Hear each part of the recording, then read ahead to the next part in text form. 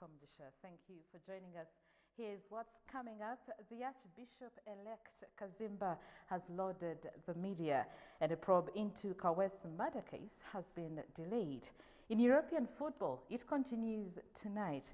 And in our Pearl of Africa today, we'll look at the Albert Nile Bridge.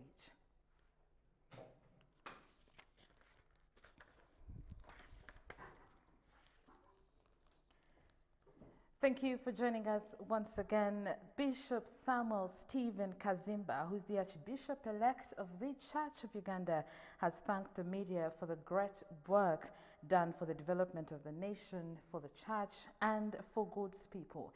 Kazimba paid a visit to Vision Group today.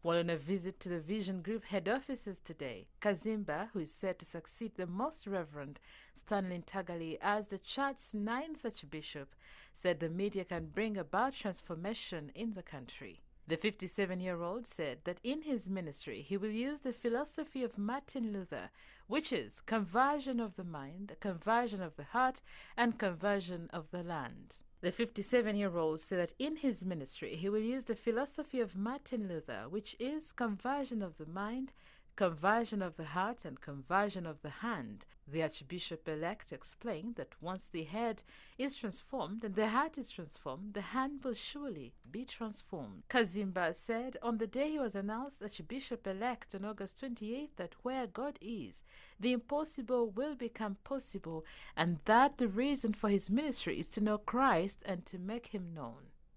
He will be enthroned at St. Paul's Cathedral Namirembe in Kampala on March 1st next year.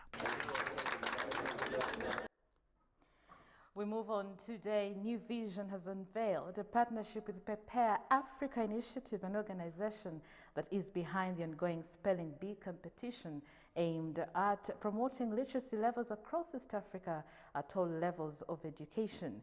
This competition, which started in 2014, has made strides not only in Uganda but also in the East African region. Now, Dr. Anthony Wekesa, Director, Prepare Africa Initiative Uganda, speaks out on what to expect this time round with Vision Group involved.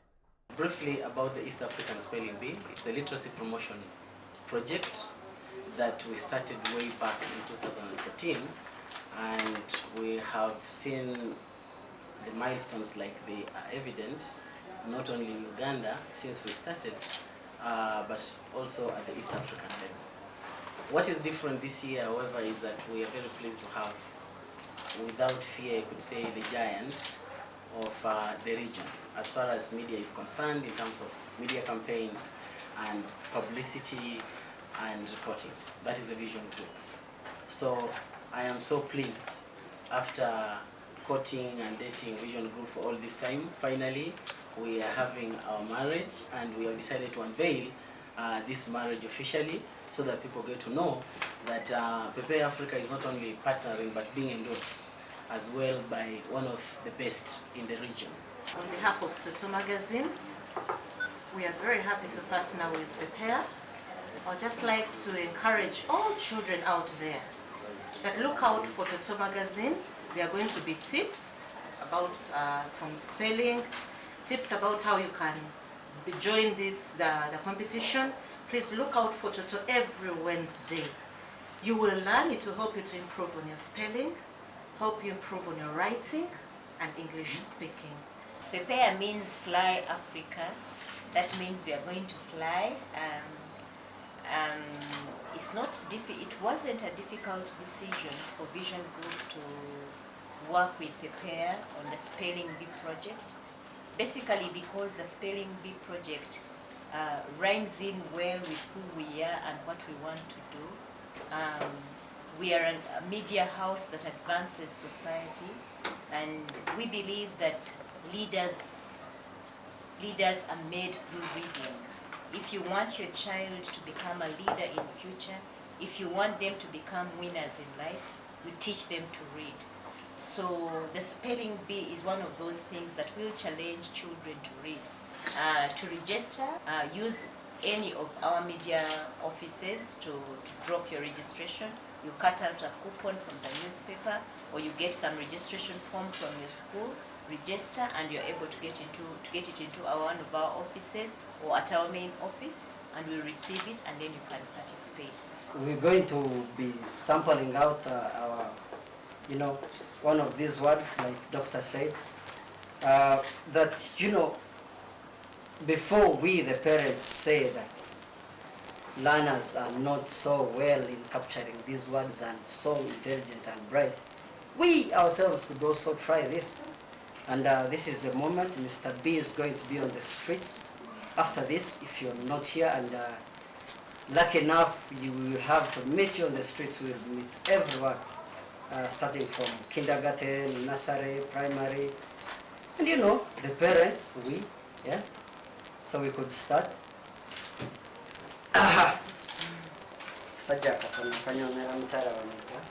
We're going to be, have two people from Prepare Africa, the journalist, and also Vision Group.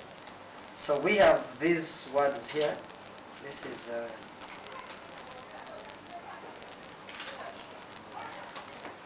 everyone wants to try.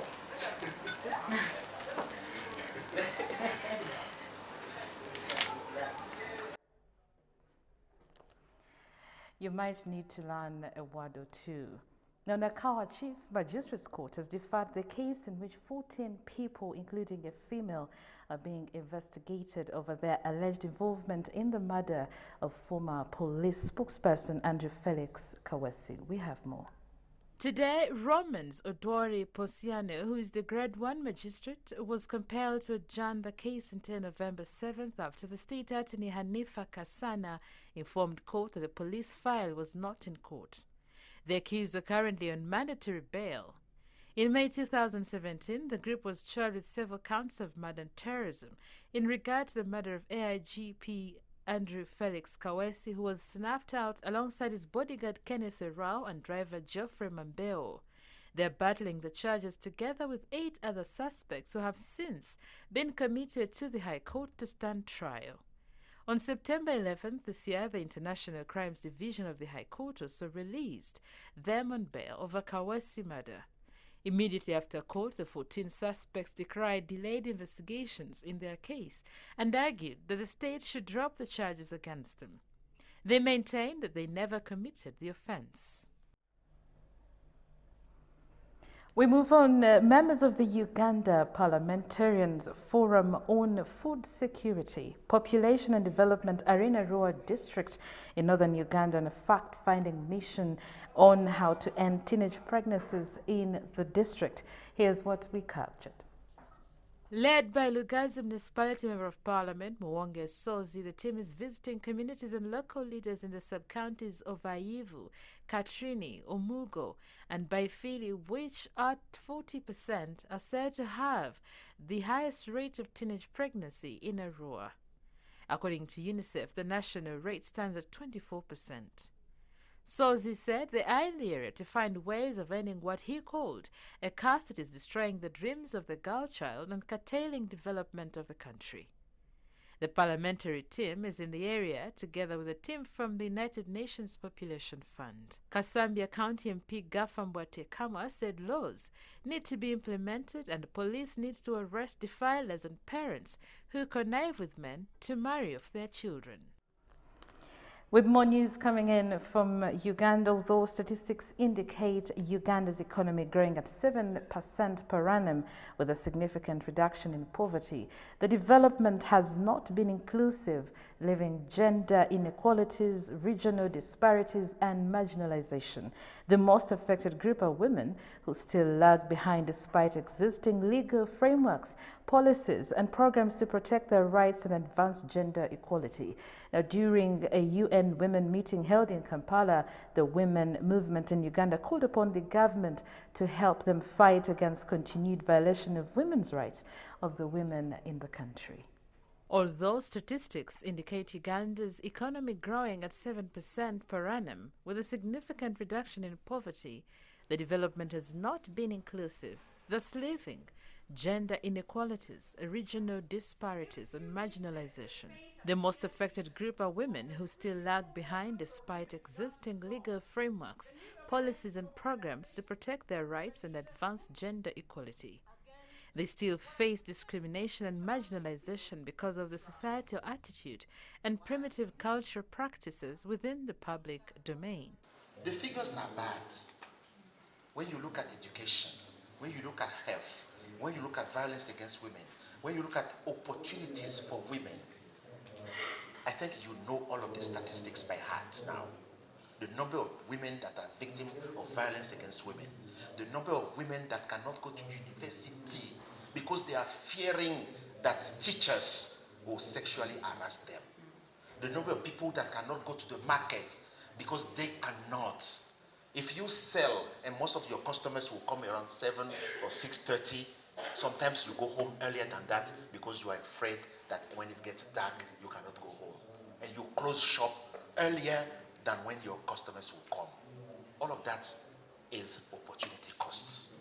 How can we fill those gaps is something that I'm very glad you want to observe, study, and address. Several legal reforms like the Sexual Offences Bill and the Divorce Bill have been on Parliament's shelves for years, exposing women to more abuse. Their deep-rooted cultural and traditional practices discriminate women and girls in many parts of the country, which limits them from enjoying equal rights as men.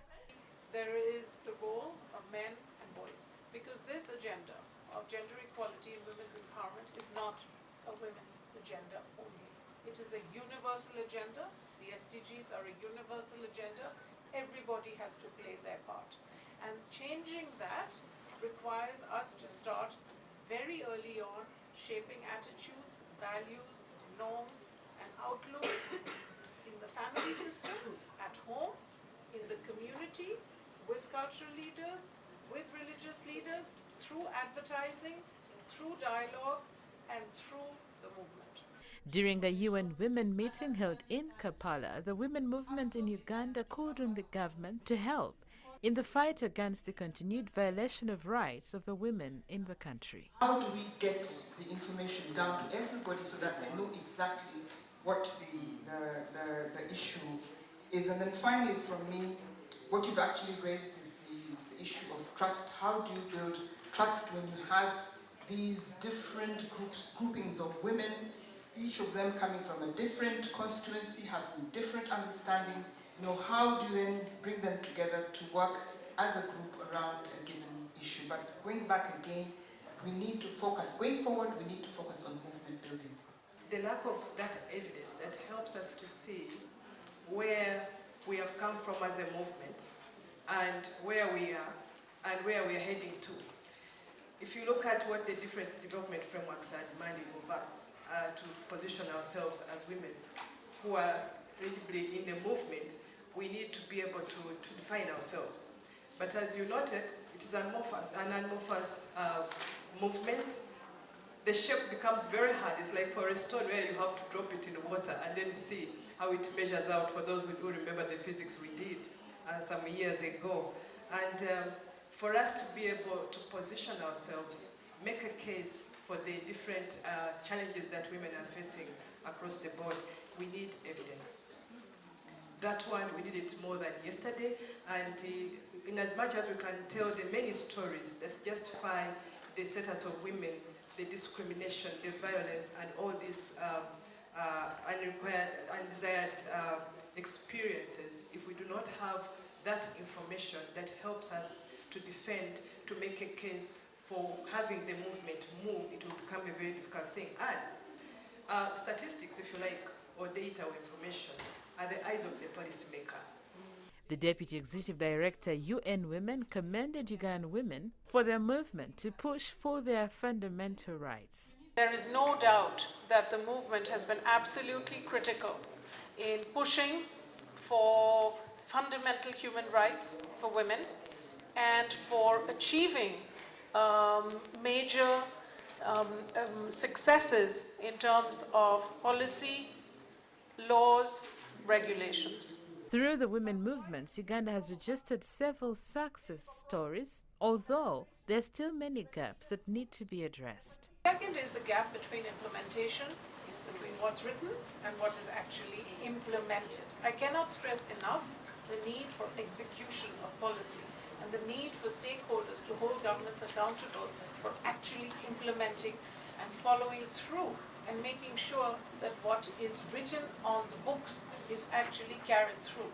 So you can have a law on the books which says, we are against gender-based violence. We believe that there should be sentences for rape, for instance. But when you go to the court system, and the court system has many delays, or the people who are meting out justice in the court system have not been specially trained to deal with cases of rape, you get sentences of 3 months for rape, even though on the books you're supposed to get a lot longer.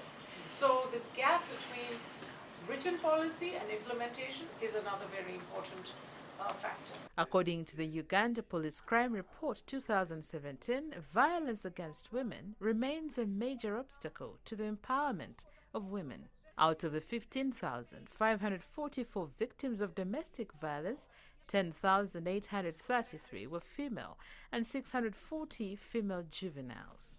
My piece of advice, especially to the young ladies, and everybody who is talking about the women's movement being amorphous. Amorphous is good. Because we have agreed that we are different. 2, young ladies, don't wait for a bus, a truck, or a tram. This is like a train, but you can add your courage. So, get your courage, find your door, get in, join the women's movement. Thank you. We now take a quick break and return with news in business.